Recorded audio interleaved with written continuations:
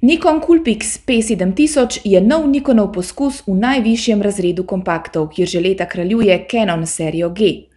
Prejšnji model P6000 ni bil preveč uspešen. Bo tokrat drugače? P7000 že navzven močno spominja na svojega glavnega tekmeca. A poglejmo najprej, kaj skriva pod pokrovom. Pohvali se lahko slikovnim tipalom ločljivosti 10 milijonov točk, snemanjem videoposnetkov v ločljivosti 720p, tripalčnim zaslonom ter 7-kratnim optično stabiliziranim zoom objektivom. Ta se preračunajo na 35 mm format razteza od 28 do 200 mm. V primerjavi s predhodnikom je vsekakor opazen korak naprej. Pohvaliti velja tudi priključek za zunanji mikrofon, ki ga še na videokamerah redko najdemo.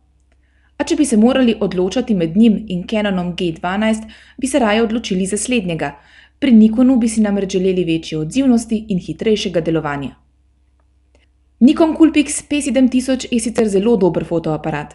Njegova največja napaka je ta, da ima odličnega tekmeca, ki je merila postavil tako visoko, da jih konkurenti težko dosežejo.